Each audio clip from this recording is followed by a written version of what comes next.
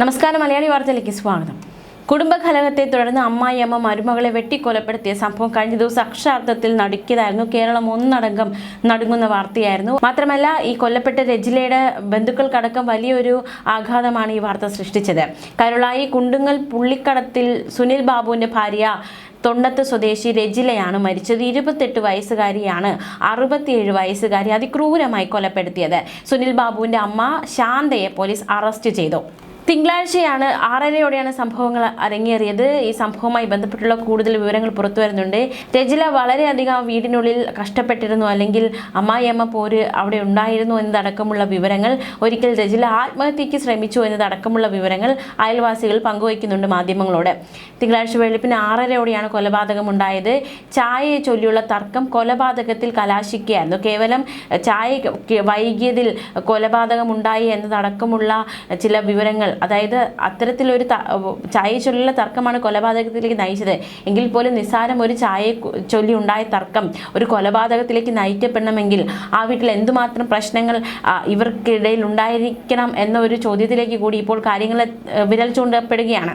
Auto തൊഴിലാളിയായ സുനിൽ ബാബു ജോലിക്ക് പോയ സമയത്തായിരുന്നു ഈ കൊടും ക്രൂര കൊലപാതകം ഉണ്ടായത്. രജിലയും ശാന്തയും, രജിലയുടെ 2 കുട്ടികളുമായിരുന്നു ഈ വീട്ടിലുണ്ടായിരുന്നത്. വീട്ടിലെ ഗ്യാസ് അടുപ്പിൽ ചായ ഉണ്ടാക്കുന്നതിൽ രജിലയും ശാന്തയും തമ്മിൽ വഴക്കുണ്ടായി. ശാന്ത ഉണ്ടാക്കിയ ചായ രജില എടുത്തു കളഞ്ഞതാണ് പ്രകോപനത്തിന് കാരണമായത്. പ്രകോപിതയായ ശാന്ത അരിവാൾ ഉപയോഗിച്ച് രജിലയെ വെട്ടുകയായിരുന്നു. കരച്ചിൽ കേട്ട് ഓടിയെത്തിയ നാട്ടുകാർ രജിലയെ നിലമ്പൂർ ജില്ലാ ആശുപത്രിയിലേക്ക് കൊണ്ടുപോയി. പക്ഷെ ജീവൻ രക്ഷിക്കാൻ സാധിച്ചില്ല. മഞ്ചേരി മെഡിക്കൽ കോളേജിൽ പോസ്റ്റ്മോർട്ടത്തിന് ശേഷം മൃതദേഹം വൈകുന്നേരം 6 മണിയോടെ കൊയിലമുണ്ടയിലെ രജിലയുടെ വീട്ടിലെത്തിച്ചു. സംസ്കാര ചടങ്ങുകൾ ഇന്ന്. കരുളായിയിൽ താമസിക്കുന്ന രാജൻ വത്സല ദമ്പതിമാരുടെ മകളാണ് മരിച്ച രജില. മക്കൾ തീർത്ത സുനിൽ, ഹൃതിക സുനിൽ. കഴിഞ്ഞ ദിവസം നമ്മൾ കണ്ടു ശാന്തയെ പോലീസ് അറസ്റ്റ് ചെയ്ത് കൊണ്ടുപോകുന്ന ദൃശ്യങ്ങൾ. അവരുടെ നൈറ്റി മുഴുവൻ, അതായത് ഡ്രസ്സ് മുഴുവൻ ചോര നിറഞ്ഞിരിക്കുന്ന കാഴ്ചയൊക്കെ നമ്മളെ നടുക്കിയതായിരുന്നു. Pookkottupadam police inspector M Sanalraj arrest ചെയ്ത ശാന്തയെ വൈകുന്നേരത്തോടെ സംഭവ സ്ഥലത്ത് എത്തിച്ച് തെളിവെടുപ്പ് നടത്തി. SI അബ്ദുൾ നാസർ, ASI ജാഫർ, CPOമാരായ ഷബ്ന, ജംഷ, സിയ, ജിഷ, അനിൽ എന്നിവരാണ് അന്വേഷണ സംഘത്തിൽ ഉണ്ടായിരുന്നത്. അരിങ്കൊലയിൽ ഒരു നാട് ഒന്നടങ്കം വിറങ്ങലിച്ച് നിൽക്കുകയാണ്.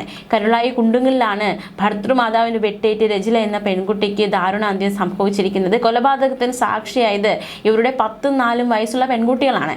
അമ്മായിയമ്മയും മരുമകളും തമ്മിലുള്ള കുടുംബ പ്രശ്നത്തിൽ അനാഥരായത് ഈ ചെറിയ 2 കുട്ടികളാണ്. അച്ഛൻ സുനിൽ ബാബു ജോലിക്ക് പോയ സമയത്താണ് രജിലയെ ശാന്ത വെട്ടിക്കൊലപ്പെടുത്തിയത്. കുട്ടികളുടെ കരച്ചിൽ കേട്ടാണ് അയൽക്കാർ ഓടിയെത്തിയതും രജിലയെ ആശുപത്രിയിലേക്ക് കൊണ്ടുപോയത്. ഈ നാട്ടുകാർ ഓടിയെത്തുമ്പോൾ കിടപ്പുമുറിയിൽ വെട്ടേറ്റ് ചോരയിൽ കുളിച്ചു കിടക്കുന്ന രജിലയും കരയുന്ന കുട്ടികളെയുമാണ് കണ്ടത്. ഈ സമയം കയ്യിലെ ചോര കഴുകി കളയുകയായിരുന്നു ശാന്ത. എന്താണ് നടന്നതെന്ന് നാട്ടുകാർ ചോദിച്ചിങ്ങനെ ശാന്ത മറുപടിയൊന്നും പറയാതെ നിന്നു. അവസാന ശ്വാസത്തിനായി പിടയുന്ന രജിലയെ മുൻ പഞ്ചായത്ത് പ്രസിഡന്റ് V അസൈനാരുടെയും മെമ്പർ ഉമ്മുൽ സൽമ അസൈനാരുടെയും നേതൃത്വത്തിലാണ് ആശുപത്രിയിലേക്ക് കൊണ്ടുപോയത്. ആശുപത്രിയിലേക്ക് കൊണ്ടുപോകാൻ ഒരുങ്ങുമ്പോഴേക്കും മരണം സംഭവിച്ചിരുന്നു എന്ന് പറയുന്നു. പോലീസ് സ്ഥലത്തെത്തിയപ്പോഴും രക്തത്തിൽ കുതിർന്ന നൈറ്റിയും ധരിച്ച് സ്ഥലത്ത് നിൽപ്പായിരുന്നു പ്രതി ശാന്ത. ഉടനെ പോലീസ് ഇവരെ കസ്റ്റഡിയിൽ എടുക്കുകയായിരുന്നു. പിന്നീട് ശാന്തയെ സ്ഥലത്തെത്തിച്ച് പോലീസ് തെളിവെടുപ്പ് നടത്തി. കൊലപാതകത്തിന് ഉപയോഗിച്ച കത്തി കണ്ടെടുത്തു. വൈകിട്ട് 4:30യോടെയാണ് തെളിവെടുപ്പ് നടത്തിയത്. കൊലപാതകത്തിന് ഉപയോഗിച്ച കത്തി അടുക്കള ഭാഗത്ത് അടുപ്പിനടിയിലായി സൂക്ഷിച്ച നിലയിലാണ് കണ്ടെത്തിയത്.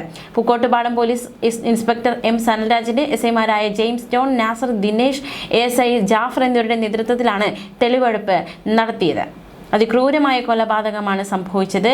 വെട്ടുകത്തി കൊണ്ടാണ് ശാന്ത മരുമകളെ ആക്രമിച്ചത്. മാത്രമല്ല, വെട്ടേറ്റ് വീണ രജില കുട്ടികളോട് വെള്ളം ചോദിച്ചിരുന്നു. കുട്ടികളുടെ നിലവിളി കേട്ടാണ് അയൽക്കാരൊക്കെ ഓടിയെത്തുന്നത്. എന്തായാലും രജിലയുടെ ഭർത്താവ് സുനിൽ ഓട്ടോറിക്ഷ ഡ്രൈവറാണ്. അദ്ദേഹം ജോലിക്ക് പോയ സമയത്താണ് ഈ കൊടും ക്രൂര കൊലപാതകം വീട്ടിൽ അരങ്ങേറിയത്. അതേസമയം നമ്മൾ മറ്റൊരു വാർത്തയിലേക്ക് കൂടി പോകുന്നുണ്ട്. അലുവ അതുൽ കൊലപാതകവുമായി ബന്ധപ്പെട്ടുള്ള കൂടുതൽ വിവരങ്ങൾ കൂടി നമ്മൾ നോക്കാൻ പോവുകയാണ്.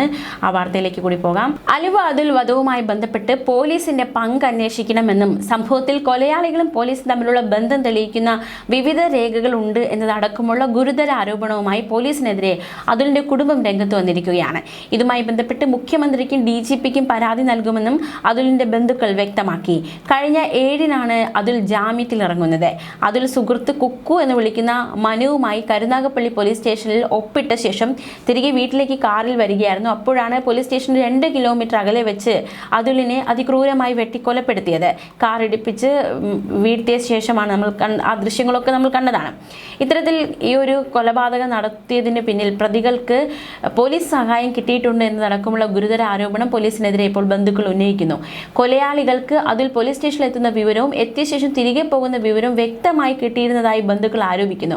മിക്കപ്പോഴും കാർ ഓടിച്ചിരുന്ന അതിൽ കാർ ഓടിക്കാതെ സമീപ സീറ്റിലാണ് ഇരിക്കുന്നതെന്നും വ്യക്തമായ വിവരം കിട്ടിയതിനെ തുടർന്നാണ് കൊലയാളികൾ കാർ ഇടിച്ചു തെറിപ്പിച്ച ശേഷം കാറിന്റെ ഇടതുഭാഗത്ത് അതിലിരുന്ന സ്ഥാനത്ത് ആക്രമണം നടത്തിയതെന്നും ഇവർ പറയുന്നുണ്ട്.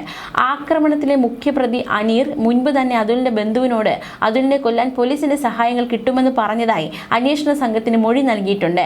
കൊലയ്ക്ക് സഹായം ചെയ്തു എന്ന് ആരോപിക്കുന്ന 4 പോലീസ് ഉദ്യോഗസ്ഥരുടെ പേരും പരാതിയിൽ വ്യക്തമാക്കിയിട്ടുണ്ട്.